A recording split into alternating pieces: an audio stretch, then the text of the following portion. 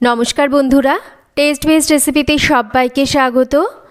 আজকে কোনো রকম মাছের ঝোল বা ঝাল নয়, আজকে বানাবো কাতলা মাছের কালিয়া।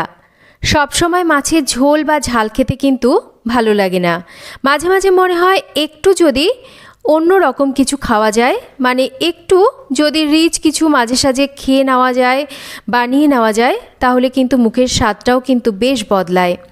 সেই রকমই আজকে দারুণ সুস্বাদু কাতলা মাছের কালিয়ার রেসিপি খুব সহজভাবে বানিয়ে দেখাবো।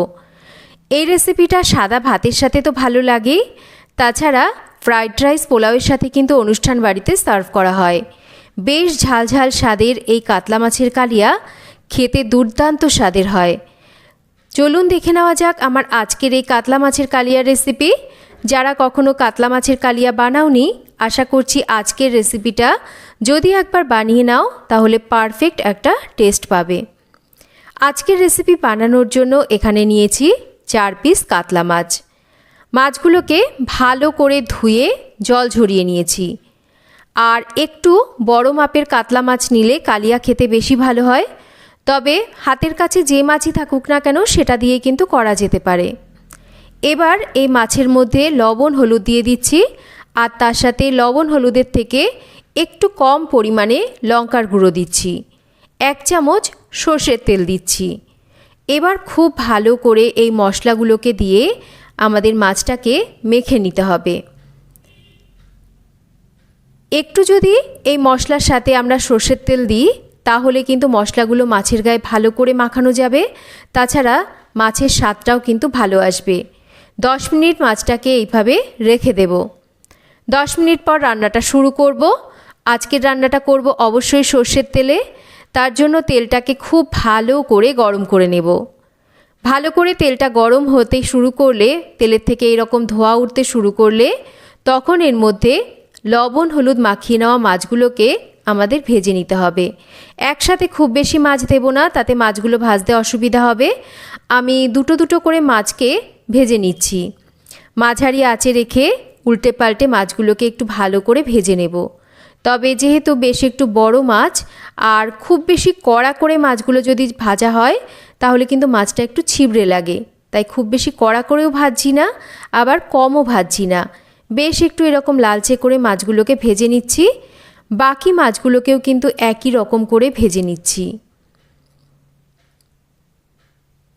মাছ ভেজে তুলে নেওয়ার পর এবার এই মাছ ভাজা তেলেই রান্নাটা করব, তাতে রান্নার স্বাদটা ভালো আসবে। তেলের মধ্যে একটা শুকনো লঙ্কা, গোটা গরম মশলা, একটা তেজপাতা ফোড়ন দেব। ফোড়নটা হয়ে গেলে 4 পিস মাছের জন্য একটা বড় মাপের বেটে নেওয়া পেঁয়াজকে দিয়ে এবার পেঁয়াজটাকে একটু ভালো করে আমাদের ভেজে নিতে হবে। পেঁয়াজটা মোটামুটি আমরা একটু ভেজে নিয়েছি। এবার এর মধ্যে দেব গুঁড়ো মশলা। দেব এখানে 1/2 চামচ জিরের গুঁড়ো, ধনের গুঁড়ো 1/2 চামচ, পরিমাণ মতন হলুদ আর ঝালের জন্য লঙ্কার গুঁড়ো।